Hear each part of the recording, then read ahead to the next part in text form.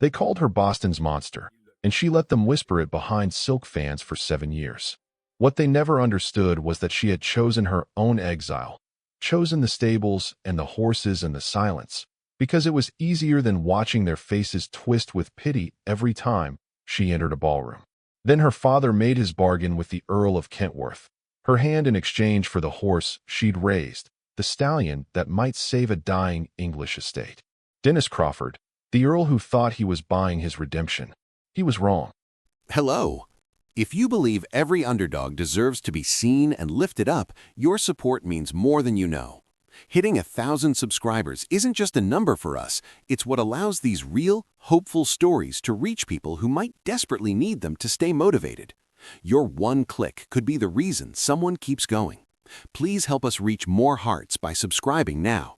They called me Boston's monster, and for 7 years, I let them whisper it behind their silk fans and their champagne flutes. What none of them understood, what I guarded like a secret that might shatter if spoken aloud, was that I had chosen my exile. The moment I realized that pity cut deeper than any flame ever could, I retreated to the only place where my face did not matter. I remember the fire with a clarity that still burns through me. I was 14, standing outside the Lowell Street textile mill where my father had invested, watching the workers stream out at day's end. Then I heard it, a child's scream, high and terrified, cutting through the rumble of machinery that should have been silent. Tommy, my brother, 8 years old and fascinated by the great looms, had slipped inside when no one was looking. I did not think. I simply ran. The heat hit me like a wall, smoke filling my lungs, but I could hear him crying near the spinning frames. The cotton dust had ignited, flames crawling up the walls like living things. I found him huddled beneath a machine, his jacket smoking. I grabbed him, pulled him toward the light, and then something exploded above us. Glass and fire rained down. I felt the searing pain across my face, smelled my own burning skin, but I did not stop. I dragged Tommy through the doors and collapsed on the cobblestones while workers shouted, and someone threw a bucket of water over both of us. Tommy survived without a scar. I did not. The surgeon was kind but honest. The burns had carved a path from my left temple to my jaw, a landscape of twisted skin that no amount of ointment or prayer would erase. My mother wept for 3 days straight, then covered every mirror in our Beacon Hill mansion with black cloth. She died 2 years later. The doctors called it pneumonia. I knew it was shame. Now, 7 years after the fire, I stood in the stables of my father's estate, running my hand along the neck of Midnight's Sovereign, the stallion I had bred and raised from a foal. He was pure black, 17 hands of muscle and speed and temperament that no one but me could manage. He nuzzled my scarred palm, and I felt the only peace I ever knew anymore. Claire. I turned. My father stood at the stable entrance, and behind him, a man I did not recognize. Tall, dark-haired, with eyes like winter ice and a jaw that looked carved from granite. He wore his expensive coat like armor, and when his gaze swept over me, I saw him calculate my worth the way men calculated livestock. "This is Dennis Crawford," my father said. "The Earl of Kentworth. He's come from Yorkshire to discuss Midnight's Sovereign." I looked at the horse, then at the Earl, and I understood immediately what my father had done. He had found someone desperate enough to take me. The wedding took place at Trinity Church in Boston on a morning so cold the Charles River had frozen solid. I wore my mother's dress, altered to fit my smaller frame, and a veil so thick I could barely see through the ivory lace. My father had insisted on the veil. He called it tradition, but I knew the truth. He wanted Dennis Crawford to seal the bargain before he could see exactly what he had purchased. I walked down the aisle alone while Boston society filled the pews, their whispers like wasps buzzing at the edges of my awareness. The monster finally gets a husband. Poor Earl, what he must be enduring for that horse. I heard every word, felt every pitying stare, and I lifted my chin higher with each step. Dennis stood at the altar, his back rigid, his face carefully blank. When I reached his side, he did not look at me. He kept his eyes fixed on the priest, speaking his vows in a tone that suggested he was conducting a business transaction rather than binding himself to another human being for life. To have and to hold. For richer, for poorer. Each promise fell from his lips like coins dropped into a collection plate. Currency exchanged for services rendered. I spoke my vows in a voice that did not waver. I had spent 7 years learning not to break in public. We did not kiss. The priest pronounced us man and wife, and Dennis simply offered his arm and led me down the aisle with the brisk efficiency of a man who had completed an unpleasant but necessary errand. The journey to Yorkshire took 3 weeks by steamship and rail. We shared a cabin, but not conversation. Dennis spent his days studying financial papers and writing letters to his solicitors. I sketched horses in my journal and watched the Atlantic roll past our porthole. We spoke only once, when I asked about Kentworth Hall's stables. His surprise that I cared was almost amusing. Kentworth Hall rose from the Yorkshire moors like a beautiful corpse, all grey stone and mullioned windows and towers that had watched centuries pass. It was magnificent and dying in equal measure. The staff lined up to greet us, their faces carefully neutral as they assessed their new mistress. I saw the housekeeper, Mrs. Brennan, glance at my veil and then at Dennis with something like pity. That night, Dennis escorted me to the Duchess's chambers. They were larger than my entire bedroom in Boston, decorated in shades of cream and gold, with a 4-poster bed that could have slept 5 people. He stood in the doorway, not quite looking at me. "I'll give you an hour to prepare yourself," he said. "Then I'll return to fulfill my duties as your husband." He left. I listened to his footsteps fade down the corridor. Then I walked to the door and turned the key in the lock. The sound was small, almost insignificant, a soft click that seemed to echo in the vast silence of my chambers. But in that moment, it felt like a declaration of war. When Dennis returned an hour later, I heard his footsteps pause outside the door. The handle turned once, twice. Then silence, stretching so long I thought he might have left. "My lady." His voice came through the oak, low and confused. "Is something wrong?" I pressed my palm flat against the wood, feeling the vibration of his presence on the other side. My heart was pounding so hard I could barely breathe, but when I spoke, my voice was steady. "You purchased a horse, Lord Crawford. You did not purchase me. Midnight Sovereign is in your stables. I suggest you learn what you truly paid for." The silence that followed was absolute. Then, so quietly I almost missed it, I heard him laugh. It was not a kind laugh, but it was genuine, the first real sound he had made since Boston. "Well then, Mrs. Crawford," he said, "it seems we begin on interesting terms."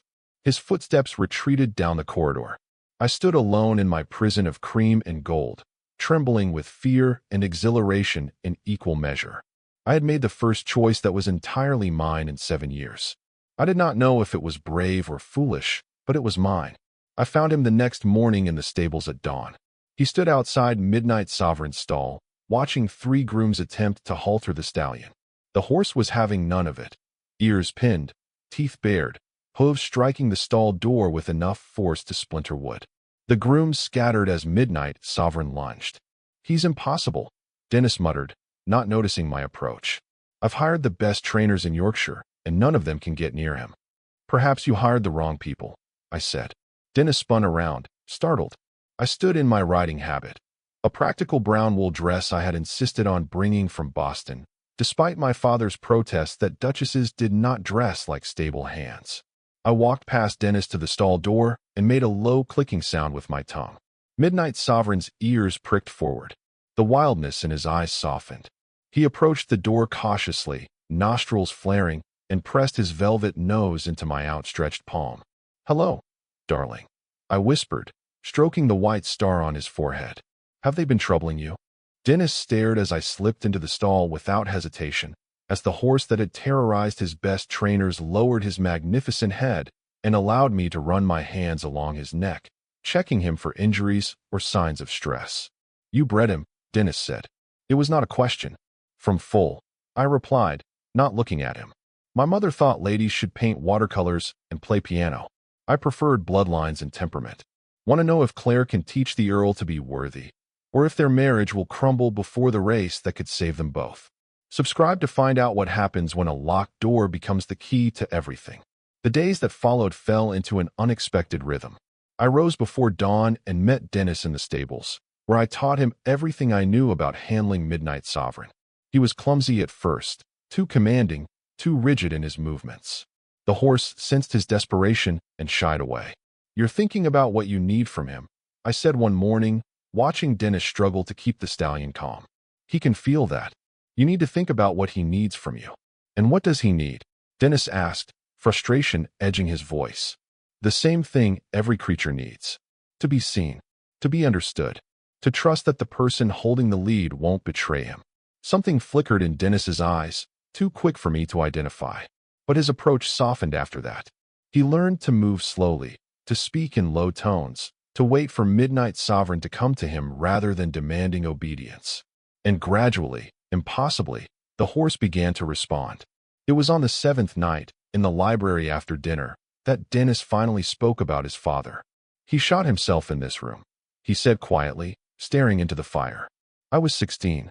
I found him slumped over that desk with a pistol in his hand and gambling debts spread across the blotter like accusations. I set down my tea, saying nothing, waiting. Lord Edmund Crawford was a man of extraordinary talent, Dennis continued, his voice hollow. Talented at losing fortunes at the racing tracks. Talented at mortgaging estates. Talented at destroying everything his ancestors had built over 4 centuries. And there was one man who delighted in every loss, who twisted the knife with every wager won. Viscount Julian Hargrave. The name fell between us like a stone into still water. Hargrave attended the funeral, Dennis said. Offered his condolences with a smile that made me want to kill him. 6 months ago, drunk and stupid, I made a wager with him. Whoever wins the Royal Ascot Gold Cup in June claims the other's stable and estate. Everything on a single race. And you had nothing that could compete, I said softly. Nothing. Until I heard about an American railroad magnate with a daughter no one wanted and a stallion that had never lost a race. He turned to me then, and I saw raw pain in his winter eyes. I am my father's son, Claire. I gambled everything on a horse and paid for it with you. I should have been angry. I should have felt used, diminished, reduced once again to nothing more than my scars and my father's money. But instead, I felt something unexpected, recognition. My mother died of shame, I heard myself say, 2 years after the fire. She could not bear to be seen with a daughter whose face frightened children. She withdrew from society, from friends, from life itself. And then one morning, she simply did not wake up. The doctors called it pneumonia. I knew better. Dennis looked at me, really looked, and I saw my own grief reflected back. We are both haunted, he said. Yes, I whispered. We are. May arrived with unseasonable warmth, and with it, a restless energy that seemed to hum through Kentworth Hall.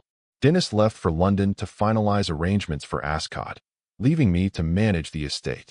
I found myself surprised by how comfortable I had become, consulting with Mrs. Brennan about household matters, working with Owen Fletcher in the stables, teaching young Davy his letters using horse breeding journals.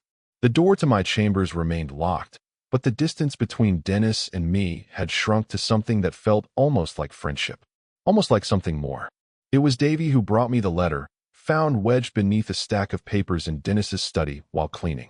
The boy could not read the elegant script, but I could. It was addressed to Mr. Tobias Crane, Dennis's solicitor, from a firm in London I did not recognize. Regarding the Kentucky matter, we trust you will maintain absolute discretion until after the Gold Cup. Lord Hargrave's claim to the disputed bloodline remains legally sound, as discussed. Should the Earl proceed as planned, the consequences will be substantial. My hands began to shake. I found Crane 2 days later when he arrived for a routine visit. I confronted him in the library, the letter between us like evidence at a trial. What is the Kentucky matter? I demanded. Crane's face went pale. My lady, I cannot. You can and you will, or I withdraw Midnight Sovereign from Ascot entirely. I bred that horse. He answers to me, not to my husband, and certainly not to you. The solicitor crumbled. The truth spilled out like poison from a lanced wound. Midnight Sovereign's dam had been stolen from a Kentucky farm 5 years ago. My father purchased her unknowingly, bred her, raised the foal. But the mare's original owner had sold his legal claim to the bloodline to Viscount Hargrave. If Midnight Sovereign won at Ascot, Hargrave planned to claim the horse through the courts, and with it, Kentworth Hall as compensation for Dennis's participation in horse theft. And my husband knew this? My voice sounded distant, strange. Crane would not meet my eyes. Lord Crawford discovered the truth 2 months ago. Before the wedding, my lady. He said he had no choice. He needed the horse, even if it cost him everything later. The room tilted. 2 months ago, before he stood in Trinity Church, and spoke vows he never meant. Before he brought me across an ocean, before he stood in the stables and let me teach him patience, let me believe we were building something real. Get out, I whispered. When Crane left, I burned the letter in the fireplace and watched the paper curl and blacken. But I could not burn away the truth. Dennis had known. He had married me knowing he was leading us both into a trap. Every gentle word, every softening glance, every moment in the stables, all of it built on a foundation of lies. I had been a fool to believe a locked door could protect me. Some prisons, I realized, had no doors at all. Dennis returned from London 3 days later, arriving after midnight with exhaustion carved into his face. I heard his footsteps in the corridor, heard him pause outside my door as he had every night for months. But this time he did not knock. He simply stood there, and I imagined I could feel the weight of his hope pressing through the wood. I waited until morning. Let him sleep. Let him dream that everything was still as he had left it. I found him at breakfast, looking almost boyish in the morning light streaming through the dining room windows. He smiled when he saw me, a real smile, unguarded, and produced a leather-bound journal from his coat pocket. I noticed yours was full, he said, offering it to me. For your horse sketches. I took it without warmth. The leather was soft, expensive, beautiful. It meant nothing. We need to discuss Kentucky, I said. I watched the color drain from his face, watched his hand freeze halfway to his coffee cup, watched him understand, in a single terrible moment, that I knew everything. Claire, do not insult me with denials, Dennis. I know about the stolen mare. I know about Hargrave's legal claim. I know you discovered the truth 2 months before you married me. My voice was steady, cold, a blade cutting through the morning light. You stood in Trinity Church and spoke vows knowing you were leading us both into ruin. He stood abruptly, the chair scraping against the floor. I was going to tell you. When? After Ascot? After Hargrave stripped us of everything. I was desperate. The words erupted from him. My father's debts, this estate crumbling, Hargrave's mockery following me everywhere. I needed something, anything, to survive. When I learned about the fraud, I had already agreed to marry you. I thought I could win Ascot, secure everything, then find a way to fix the legal complications after.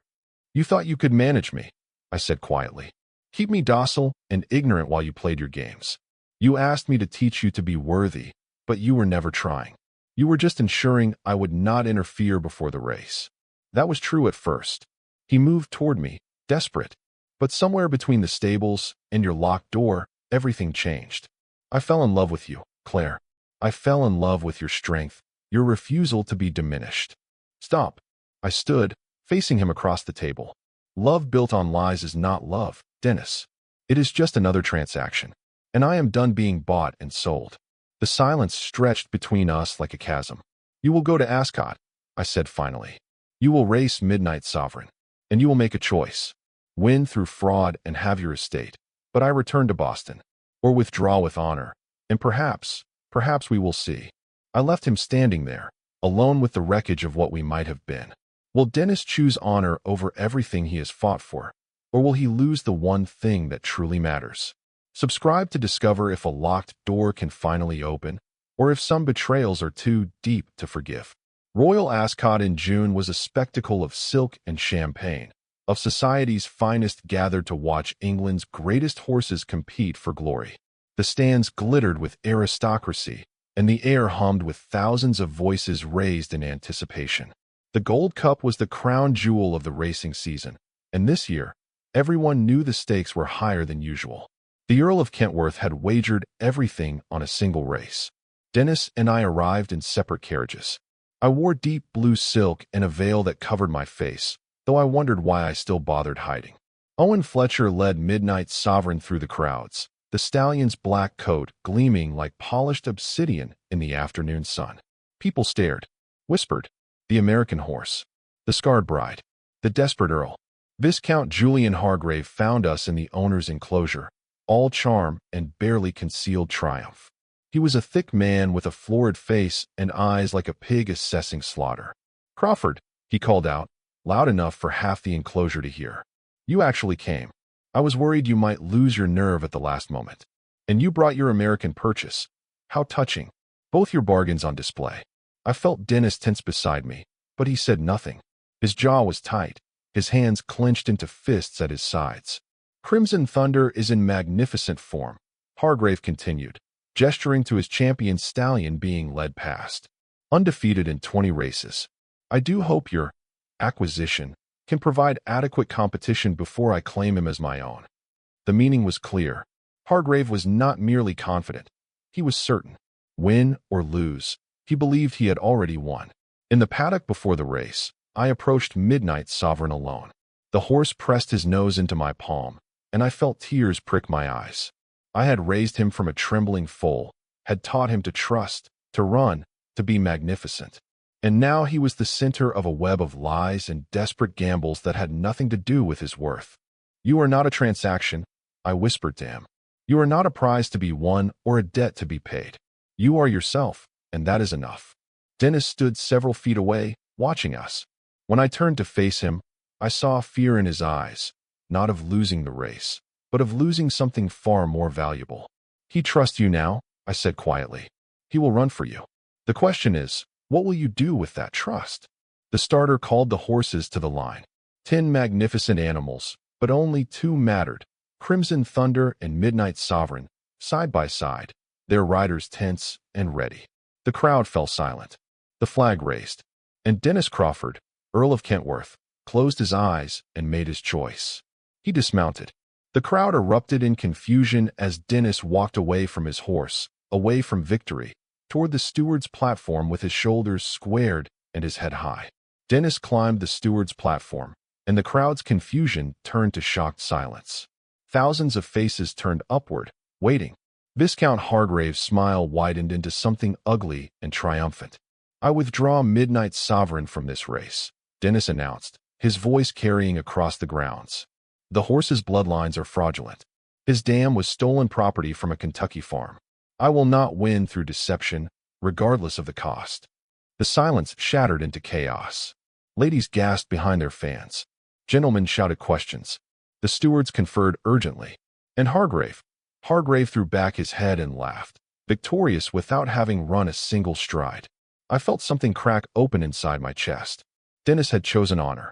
He had chosen to lose everything rather than win through fraud. He had finally become worthy. I removed my veil.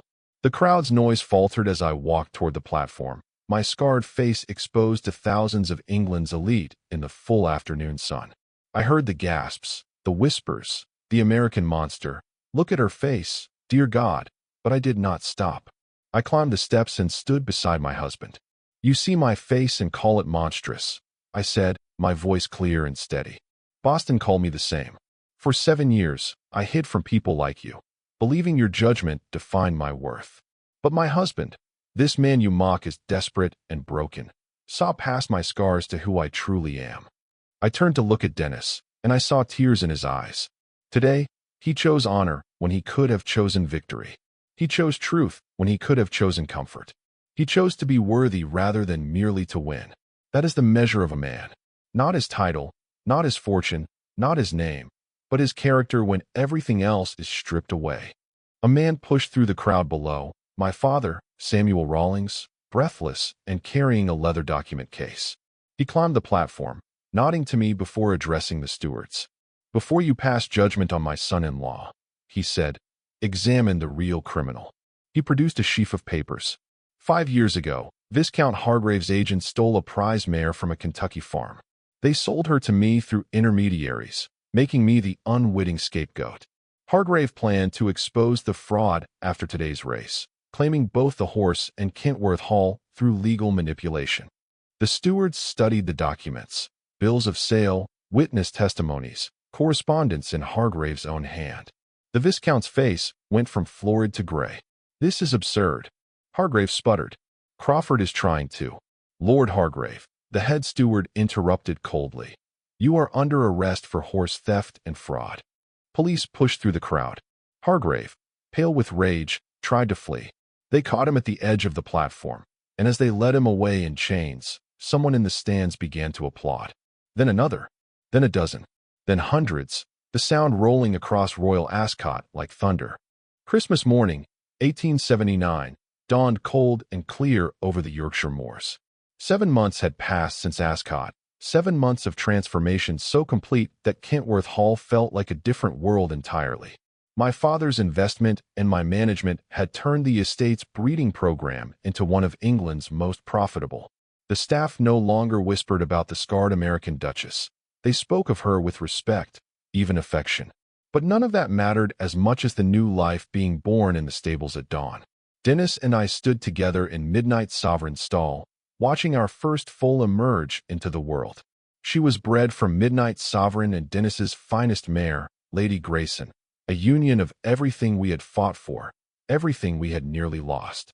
Owen Fletcher assisted with gentle competence while young Davy watched from the stall door, eyes wide with wonder. The foal slipped free, black as midnight with a perfect white star on her forehead, and took her first trembling breath. "She's perfect," Dennis whispered, his arm around my waist. I knelt beside the foal, running my scarred hands along her damp coat. She was small and fragile and utterly alive. This creature born from trust and patience and the slow, difficult work of becoming worthy. "What shall we name her?" Dennis asked. I looked up at him. This man who had married me for a horse and stayed because he learned to love the woman who came with it. This man who had chosen honor over everything and found that honor was enough. "Victory," I said softly. Dennis frowned, confused. "But we withdrew from Ascot. We didn't win the race." I smiled, and it felt like sunlight breaking through clouds. "True victory is not winning despite your scars, Dennis. It is winning because of them. My burns taught me I was stronger than I knew. Your father's debts taught you that honor matters more than gold. This foal exists because we both survived our fires and learned to trust again." Understanding dawned in his winter eyes. He helped me stand, and there in the stable, surrounded by hay and horses and the miracle of new life, he kissed me. Not the desperate kiss of our wedding night that never was, but something deeper, the kiss of two people who had walked through fire and found each other on the other side. That night, the door to my chamber stood open, not unlocked, simply open, as it would remain for the rest of our lives. Dennis entered slowly, reverently, as one enters sacred ground. "You earned this," I said, meeting him halfway. "Not through victory or wealth or any transaction. You earned it by choosing to be worthy." He traced my scars with gentle fingers. "You are beautiful, Claire Crawford." "I am scarred," I replied. "You are both," he said, "and I love both with everything I am." Outside, snow began to fall over Yorkshire, covering the moors in white.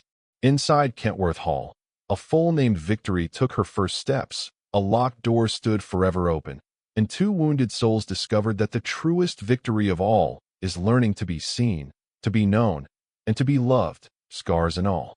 If this story of locked doors, earned love, and finding strength in scars moved you, subscribe for more tales of people who refuse to be broken by the world's cruelty, and discover that true beauty is always found in courage.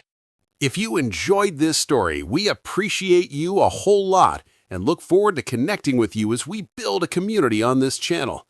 Every day, we will put out more stories, so we need your support. Help us by liking, sharing, and subscribing to our channel if you haven't already. You won't miss any new exciting videos. Check out the next video. You'll love it.